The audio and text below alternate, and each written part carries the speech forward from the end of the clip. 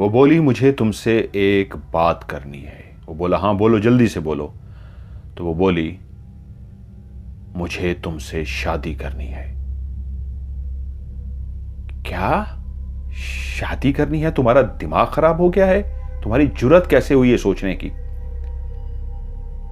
उसने कहा, मैं 2 महीने से तुम्हें यहां पे देख रही हूं। उसने फिर अपने उसी गांव का नाम लिया।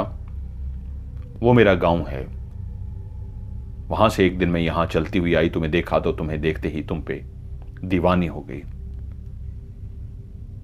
तुम मुझे अच्छे लगने लगे हो, इसलिए मेरी ख्वाहिश है मैं तुमसे शादी करूं। रहमान बोला, मेरी बीवी फौत हो चुकी है। मैं अपनी बीवी से बहुत प्यार करता था। उसने हर हाल में खुदा का शुक्र अदा किया था। उसने गुर्बत के दिनों में मेरा बहुत साथ दिया, मेरा बहुत ख्याल रखा।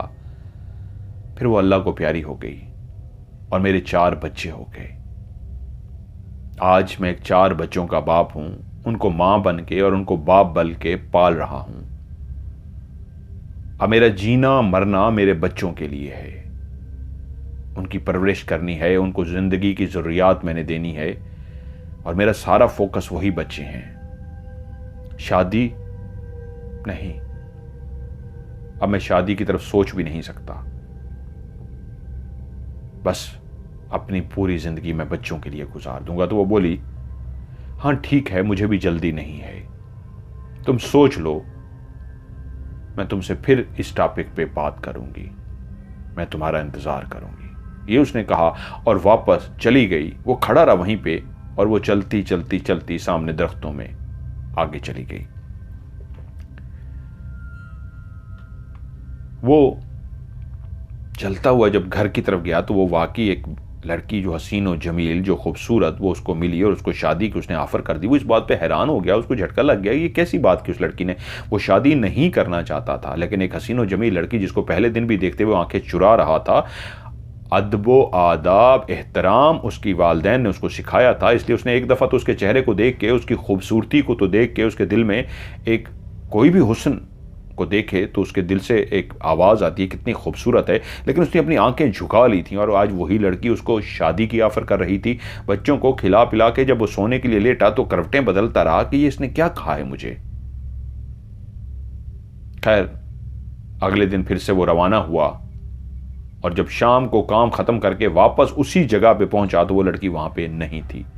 दूसरे दिन, तीसरे दिन, चौथे दिन, 5वें दिन, 6 दिन गुजर गए, वो लड़की नहीं आई। 7वें दिन अब उसको लगा था कि वो लड़की नहीं आएगी, उसने मेरे साथ मजाक किया था, वो शायद चली गई। और 7वें दिन उसी जगह से जैसे ही उस नदी को उसने अबूर किया तो वो सामने उसी दरख्त पर बैठी हुई थी और उसने उसको जैसे ही देखा तो वो चलती हुई उसी की तरफ आना शुरू हो गई। ये फिर आ गई। उसको गुस्सा सा आ गया। उसके पास आई और उसके पास आके बोली, हां बोलो, क्या सोचा तुमने? उसने कहा, तुम जानती ही क्या हो मेरे बारे में? तो मेरे बारे में कुछ भी नहीं जानती। तो वो बोली, मैं तुम्हारे बारे में सब कुछ जानती हूं। कैसे कैसे जानती हो तुम मेरे बारे में? वो बोली, इसको छोड़ो, बस इस बात को सोचो, मैं तुमसे प्यार करने लगी हूं। और हां, ये बात सच है, मुझे तुमसे प्यार हो गया है। तुम्हें जानती हूं इसलिए प्यार हुआ है। तुम्हारी शक्ल देख के सिर्फ प्यार नहीं हुआ, तुम एक अच्छे इंसान हो, सब तुमसे बहुत प्यार करते हैं, तुम एक नेक इंसान हो। क्योंकि वो खुद उसको कह चुका था कि मैं एक फकीर सा बंदा हूं, गरीब सा बंदा हूं, मेरे पास कुछ नहीं है देने को, अपने काम से काम रखो।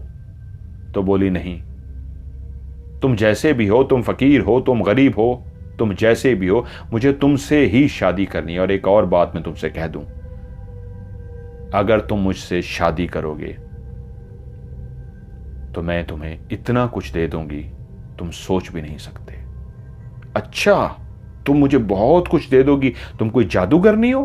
तुम्हारे माँ बाप जादूगर हैं? तुम कोई चिल्ला करती हो जो उठा के मुझे दे दोगी? उठा के दे दोगी? कहां से दोगी तुम? नहीं करनी मुझे शादी, हटो मेरे रास्ते से। ये कहा और गुस्से से वो आगे बढ़ गया। और जब वो आगे जा रहा था तो अपने आप से बड़बड़ा रहा था, पागल लड़की, ना माँ बाप को ख्याल है ना किसी को ख्याल है, मुंह उठा के मेरे सामने आ जाती है और मुझे देगी, जादूगरनी आई कहां की। इसी तरह कुछ दिन और गुजरे और फिर से वो लड़की उसके जब सामने आ गई तो आज वो भी कुछ गुस्से में आ गया और उसे बोला, चाहती क्या हो, बोलो चाहती क्या हो मुझसे। उसने कहा, शादी। उसने कहा, नहीं, मैं तुमसे शादी नहीं कर सकता। मुझे अपनी बीवी से प्यार है, प्यार था, प्यार रहेगा और अपने बच्चों के लिए जीऊंगा। वो बोली, तुम जितना इनकार करो, मैंने शादी तुमसे करनी है। और हां, मैंने सच कहा है, मैं कोई जादूगरनी नहीं हूं, मैं तुम्हें बहुत कुछ दे दूंगी। बस ठंडे दिल से सोचो, अपने गुस्से को कम करो। तुम गुस्से वाले हो नहीं, लेकिन मुझे देख के तुम्हें गुस्सा करते हो। मुझे देख के क्यों गुस्सा करते हो? अपने आप को रिलैक्स करो, ठंडा करो अपने दिल को और सोचो, मैं फिर भी इंतजार करूंगी। उस सुबह जब उठ के बच्चों का काम काज करके नाश्ता वगैरह करके रवाना हो रहा था तो उसके दिमाग में ख्याल आया कि वो एक डट सी गई है, मैंने उसको जितना मना किया है वो अड़ सी गई है, ऐसी खूबसूरत जवान लड़की, और क्या है ये मामला, मैं किससे मशवरा करूं, किससे बात करूं? कोई भी जहन में नहीं आया। तो एकदम से जब वो दूसरे गांव पहुंचा तो एकदम से वही बाबा उसके जहन में आए जिनके पास वो दुआ के लिए गया था कि मेरे लिए दुआ कीजिए। वो अपना काम खत्म करके शाम को बाबा के पास पहुंचा। तकरीबन ऑलमोस्ट लोग जा चुके थे, वो अकेले ही बाबा थे। उनके पास पहुंचा, दुआ सलाम की और उनसे कहा, आपसे एक बात करनी है। वो बोले, हाँ बताओ। उसने वो सारा माजरा उनको बता दिया। बाबा जी कुछ सुनते रहे और जब बात सुन चुके तो उससे बोले, तुम्हारा नाम क्या है? उसने कहा, रहमान, अब्दुर्रहमान। वो बुजुर्ग बोले, अब्दुर्रहमान एक काम करो, अब जब वो तुम्हें नजर आए तो तुमने पहला काम यह करना है, उसकी आंखों में आंखें डाल लेनी है और तुम उसकी आंखों में देखते रहना और इस बात को नोट करने की कोशिश करना, क्या वो आंखें झपकती है? और दूसरा, तुम उसके पांव की तरफ देखना, उसके पांव कैसे हैं। तो बोला, बाबा जी उसके पांव तो मैं नहीं देख सकता, उसने इस तरह का लिबास पहन रखा होता है, मिलता जुलता, वो घाघरा टाइप सा होता है, वो तो जमीन पे इस तरह पड़ा होता है, मुझे नजर नहीं आता। तो उस बुजुर्ग ने कहा, तुम इसको आगे ये कहना। उन्होंने उसको समझा दिया। उसने कहा, ठीक है, मैं आपको बताता हूं। बुजुर्ग से फारिग होने के बाद उसने अपना सामान उठाया, लालटेन जलाया और उसी रास्ते पे चल पड़ा। जब उसी पगडंडी से गुजर के वो उसी नदी को पार करके आगे पहुंचा तो आज वो नहीं थी। दूसरी रात भी गुजर गई और जब वो तीसरी रात फिर से जा रहा तो वो सामने खड़ी थी, लेकिन आज वो काफी फासले पे खड़ी थी, उसके करीब नहीं आ रही थी और वो रुक सा गया। जब वो रुक सा गया तो उस लड़की को दूर खड़े हुए एहसास हुआ जैसे शायद आज इसके दिल में तरस आ गया है, रहम आ गया है, आगे बढ़ा नहीं बल्कि रुक सा गया है। तो वो चलती हुई उसके पास आई और बोली, मुझे खुशी है तुम मेरे लिए रुके हो, मैं तो इसलिए आज तुम्हारे करीब नहीं आई कि तुम्हें गुस्सा ना आ जाए। तुम्हारे गुस्से को देख के मैं डरती हूं क्योंकि तुमसे प्यार जो हो गया है, इसलिए मैं रुक सी गई। तुम मेरे लिए रुके हो ना? उसने कहा, हां तुम्हारे लिए रुका हूं, बोलो क्या कहना है मुझसे। वो बोला, तुम मुझे क्यों पसंद करती हो? तुम मुझसे क्यों शादी करना चाहती हो? तुम कहां से आई हो? वो उसको बातों में उलझा के उसकी आंखों में देख रहा था। वो टिकटिकी बांधे उसकी आंखों की तरफ देखता रहा और तब उसने देखा कि उसकी आंखों में एक अजीब सी कशिश है और वो आंखें झपक नहीं रही थी। जितनी देर वो बातें करता रहा उसने पलकें नहीं झपकाई थी और वो इस बात पे हैरान हुआ कि तो पलकें नहीं झपका रही। और तभी बातें करते करते उसने कहा, अच्छा ठीक है, मुझे तुम्हारी बातों पे कुछ कुछ यकीन है, ज्यादा नहीं है, मैं तुम्हारे लिए एक तोहफा लाया हूं। वो बोली, मेरे लिए? बोलो क्या लेके आए हो? वो बोला, मैं तुम्हारे लिए पाजेब लेके आया हूं, तुम्हारे पांव में बांधने के लिए पाजेब। वो बोली, पाजेब मेरे पांव में बांधने के लिए? उसने कहा, हां। उसने कहा, ठीक है, डालो मेरे पांव में। उसने कहा, मैं खुद तुम्हें पहनाऊंगा। उसने कहा, हां डालो मेरे पांव में। और उसने अपना वो घाघरा सा जो पहना हुआ था उसने ऊपर खींच लिया और जैसे ही उसने ऊपर खींचा तो वो अपने जो बैग को खोलने लगा था पाजेब को देखने के लिए, उसकी निगाह पड़ी तो उसके पांव उल्टे थे। वो उल्टे पाँव के साथ खड़ी थी और एकदम उसके दिल की धड़कन तेज हो गई। बाबा जी ने उसको समझाया था, अगर कुछ भी ऐसा वैसा नजर आए, घबराना नहीं है, उसको महसूस नहीं होने देना कि तुम्हें कुछ पता लग गया, तो बिल्कुल नॉर्मल रहोगे। और बिल्कुल नॉर्मल रहा, और उसने पाँव देख लिया, उसको अंदाजा हो गया कि नहीं, ये तो उल्टे पाँव वाली है। वो अपने बैग में हाथ मार के ढूंढता रहा और कहा, पता नहीं मिल नहीं रही, मैंने तो बनवाई थी और आज उसको कहा भी था, लिया भी था, शायद लगता है मैं वहीं भूल आया हूं, कल लेके आऊंगा। वो मुस्कुरा के बोली, कोई बात नहीं, कल मैं तुम्हारा इंतजार करूंगी। मुझे तो खुशी है तुम मेरे लिए पाजेब लेके आए हो। कोई बात नहीं, उसी बंदे के पास रहेगी होगी, कल ले आना। अच्छा, अब मैं चलता हूं, मेरे बच्चे इंतजार कर रहे होंगे। वो वहां से चला गया। रास्ते में जितनी भी उसको सूरतें आती थीं वो सारी पढ़ता हुआ गया। उसने अपने चेहरे को नॉर्मल रखा था, लेकिन अंदर से उसके दिल की धड़कन तेज थी। वो बहुत घबरा गया था, डर गया था, लेकिन फिर भी उसने उसके ऊपर इजहार नहीं किया था कि मैं डरा हुआ हूं। वो जैसे कैसे अपने घर पहुंच गया, बच्चों को खाना वगैरह बना के दिया, रोटी बना के दी, खुद खाई और सो गया। लेकिन वो सोच रहा था, ये क्या माजरा है, वो तो उल्टे पैरों वाली है, लेकिन अगर वो मेरे सामने आई है तो शायद रब की यही रजा है, रब ने उसको मेरे आगे खड़ा किया है, तो मेरा रब यही चाहता है, मुझे डरना नहीं चाहिए। अगले दिन वो बाबा जी के पास पहुंच गया, उनको सारी सूरत हाल बताई तो बाबा जी मुस्कुराए और बोले, मुझे यही शक था कि वो औरत नहीं है, तुमने उसकी आंखों में देखा तो वो पलकें नहीं झपका रही थी और उसके पांव उल्टे थे, तो वो औरत नहीं है, वो कोई चुड़ैल है जो खूबसूरत रूप धार के तुम्हारे सामने आ रही है। अब तुम क्या चाहते हो? उसने कहा, बाबा जी मैं उससे जान छुड़ाना चाहता हूं, मैं चाहता हूं मेरे रास्ते में ना आए। वो बोले, वो बहुत ताकतवर होगी, मेरा इल्म इतना नहीं है कि मैं उस चुड़ैल से तुम्हारी जान छुड़वा सकूं। हां, एक काम जरूर हो सकता है, तुम उसको अपना गुलाम बना सकते हो। और यह बात भी सच है, क्योंकि चुड़ैल है, उल्टे पांव वाली है। अगर वो तुमसे शादी का कह रही है तो इसका मतलब है वो तुम्हें पसंद कर चुकी है, वरना चुड़ैल शादी का नहीं बोलती। क्योंकि तुमने जितनी बातें बताई हैं उन बातों से यही लगता है कि वो वाकई तुमसे प्यार कर बैठी है। और तुम अगर शादी नहीं करना चाहते, एक मुसलमान तो शादी नहीं कर सकता, और तुम उससे कोई फायदा भी नहीं लेना चाहते, तो उसको गुलाम जरूर बना सकते हो। उसने कहा, वो कैसे बाबा जी? वो बोले, तुम्हें उसके बाल काटने होंगे, थोड़े से बाल। अगर तुमने थोड़े से बाल काट के उसको अपनी मुट्ठी में रख लिया और उन बालों को छुपा लिया, तो जब तक वो बाल तुम्हारे पास रहेंगे वो तब तक तुम्हारी गुलाम रहेगी, और जब बाल उसको वापस मिल गए तो वो आजाद हो जाएगी। बेहतर है कि तुम उसको अपना गुलाम बना लो।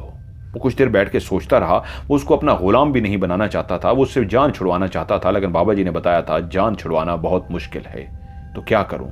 जान भी अगर नहीं छूटेगी तो बेहतर यही है, मुझे गुलाम बनाना चाहिए। उसने कहा, ठीक है बाबा जी, मैं उसको गुलाम बनाता हूं। आज वो जब लालटेन जलाए उसी रास्ते से गुजर रहा था जहां से वो रोज गुजरता था, आज उसके दिल की धड़कन बहुत तेज थी। वो आगे बढ़ रहा था और उसको बाबा जी बता चुके थे कि वो एक डाइन है और रूप धार कर उसके सामने आती है। हकीकत में उसका रूप ऐसा नहीं है, वो बहुत भयानक और खौफनाक है। उससे पहले कभी उसका चुड़ैल से कोई वास्ता नहीं पड़ा था, किसी डाइन से वास्ता नहीं पड़ा था, इसलिए उसको कुछ भी नहीं पता था। आज उसको बहुत सारी बातें पता चली थी। वो जब चलता हुआ उसी नदी को पार करने लगा तो वही महाकाल लड़की सामने खड़ी थी। उसी तरह का लिबास पहने, पांव उसके छुपे हुए थे, और उसका इंतजार कर रही थी, क्योंकि वो कह के गई थी कल तुम्हारा इंतजार करूंगी। वो चलता हुआ उसी की तरफ जाने लगा। उसने अपने चेहरे पे मुस्कुराहट सजा ली। आज अब्दुर्रहमान इस अंदाज में पेश आ रहा था जैसे खुश हो। वो उससे बोला, मैंने काफी सोचा है, मेरे बच्चे छोटे हैं, उनको एक मां की जरूरत है। सबने मुझे कहा शादी कर लो, लेकिन मैं शादी के लिए तैयार नहीं हुआ। कौन करेगी इस गरीब शख्स से जो एक 4 बच्चों का बाप भी है, जिसके पास देने को कुछ भी नहीं है, कहां से वो शादी का खर्चा भी नहीं उठा सकता। माँ की जमा पूंजी थी जो माँ ने शादी करा दी थी, उन जमा पूंजी को खर्च करके। अब तो मेरे पास इतना भी नहीं है बच्चों की रोजी के लिए, मैं दूसरे गांव जाता हूं। लेकिन तुमने मेरी सोच को बदला है, तुम मुझसे प्यार करती हो और तुम मुझसे शादी करना चाहती हो, क्या ये बात सही है ना? वो मुस्कुरा के बोली, हाँ हाँ, कैसे यकीन दिलाऊं, मैं तुमसे प्यार करती हूं, ये बात सच है और तुमसे शादी ही करना चाहती हूं, इसमें कोई झूठ नहीं है। उसने कहा, तभी मैंने अब सोचना शुरू किया है, हाँ मुझे शादी कर लेनी चाहिए, शायद वो वक्त आ गया है। यही लिखा था मेरे नसीब में कि मुझे शादी करनी थी और मैं भी शादी करने को तैयार हूं। क्या तुम मेरी बीवी बनोगी? वो खुशी से बोली, हाँ क्यों नहीं बनूंगी, मैं तो कब से बेचैन हूं तुम्हारी बीवी बनने के लिए, तुम्हारी दुल्हन बनने के लिए। तो बोला, ठीक है, मैं आज अपनी मोहब्बत का तुम्हें तोहफा देना चाहता हूं। वो पाजेब जो पायल तो मैंने तुम्हारे लिए लेकर आना था, वो मैं वहीं पे ही भूल गया था, वापस गया हूं तो मुझे मिल गई है, अभी मेरे बैग में है और मैं चाहता हूं आज तुम्हारे पाँव में पहनाऊं और तुम पाँव में पहनने के बाद मुझे चल के दिखाओ कि तुम्हारे पाँव कितने खूबसूरत उसमें नजर आते हैं, और जब तुम छन छन छन करती हुई चलोगी तो मुझे बहुत अच्छा लगेगा। अपनी आंखें बंद करो और ये ऊपर उठाओ ताकि मैं तुम्हारे पाँव में पहना सकूं। वो एकदम से खुश हो गई, उसने अपना घाघरा सा जो था ऊपर उठा लिया और कहा, आंखें बंद करो। उसने अपनी आंखें बंद कर ली और उसने जल्दी से अपने बैग के अंदर से उस्तरा निकाला और उसने उसकी तरफ देखा। वो आंखें बंद करके खड़ी थी। उसको एक दफा डर लगा कि कहीं अगर उसको पता लग गया बाबा ने कहा था तो फिर काम उल्टा भी हो सकता है, उसको जान से भी मार सकती है। उसके हाथ कांप रहे थे और अपने थैले में से वो अपना उस्तरा निकाल के अपने हाथ में पकड़ चुका था और निकलने से पहले रोज जब किसी की शेव बनानी होती वो उस्तरे को तेज करता, अपने एक पट्टा सा बना होता था उसके ऊपर वो बहुत तेज करते, और आज उसको काफी देर लगा के तेज करके आया था कि अगर जरा भी मुझसे भूल हुई तो मुझे मार देगी और मुझे उसके बाल इतनी जल्दी काटने हैं कि वो हिल ना सके। तो उसकी धार को वो इतना तेज करके आया था कि उसका वो आज उस तरह बहुत ही तेज था, लेकिन वो इस वक्त कांप रहा था। उसके सामने एक हसीनो जमील लड़की जिसके बाल खुले हुए थे, उसने अपने बाल खोले हुए थे और कंधे तक कमर तक उसके बाल लहरा रहे थे, इंतहाई चमकीले हसीनो जमील बाल, और गांव की लड़की की तरह एक घाघरा सा पहन के खड़ी थी और उसी घाघरे को अब उसने ऊपर उठाया हुआ था ताकि वो पांव उसको नजर आ सकें। उल्टे पांव, अभी भी उसके पांव उल्टे थे और उसी पांव के अंदर वो पाजेब पहनाने जा रहा था, क्योंकि उसके उल्टे पांव वो पहले भी देख चुका था और वो डायन भी जानती थी कि ये मेरे पांव तो देख चुका है लेकिन डरा नहीं है, वरना अगर पहली दफा उसके पांव देख के बेहोश हो जाता, डर जाता, तो वो भी समझ जाती। वो समझी कि इसको कबूल है मेरे उल्टे पांव भी, इसलिए रिलैक्स होकर उसने आंखें बंद की और घाघरा ऊपर उठा लिया और उसने कांपते हाथों के साथ उस्तरे को खोला और उस्तरे को खोलते खोलते जैसे ही थैले से निकालने लगा, यही वो लम्हा था जब उसने तेजी के साथ उसके बालों में मारना था और उसे जोर से उसको काट लेना था कि उसने देखा उसकी आंखें बंद हैं। फिर से उससे बोला, पहना दूं? वो बोली, हाँ पहना दो, लेकिन तुम तो मुझे देख रही हो, मैंने कहा था आंखें बंद करो। वो बोली, हाँ कहां देख रही हूं, इतनी देर से मैं आंखें बंद करके खड़ी हूं, मेरी आंखें बंद है, नहीं देख रही बाबा मैं। उसने कहा, पक्का में? उसने कहा, तुम्हारी कसम पक्का में नहीं देख रही। और उसने अपना उस तरह इस तरह निकाल लिया कि देखूं कि आंखें खोलती है क्या करती है।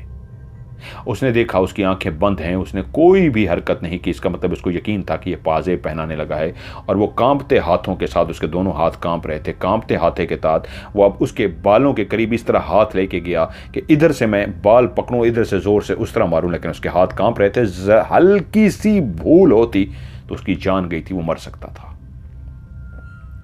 और उसी लम्हे उसने कांपते हाथों के साथ अल्लाह का नाम लिया और जैसे उसके बालों के करीब, उसका हाथ अभी पकड़े नहीं थे उसने बालों के करीब किए थे और उस तरह उसके हाथ में था, और जैसे ही उसने उस तरह को बालों के करीब किया, उधर से ठक से पकड़ा और जल्दी से बाल काट दिए। और वाकई एक काफ़ी मोटे बाल, काफ़ी ज़्यादा बाल उसके हाथ में कटे आ गए। उस तरह वाकई बहुत ही तेज था, इधर से उस तरह उसने बालों पे रखा था, उधर से अच्छे खासे बाल उसकी मुट्ठी में आ गए, अच्छे खासे, और उसने काट डाले।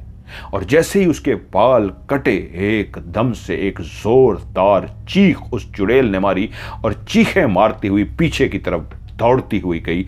अब वो जोर जोर से चीखें मार रही थी और उसका रूप बदलना शुरू हो गया था। वो इंतहाई हसीनो जमील लड़की से एक डाइन बनना शुरू हो गई थी।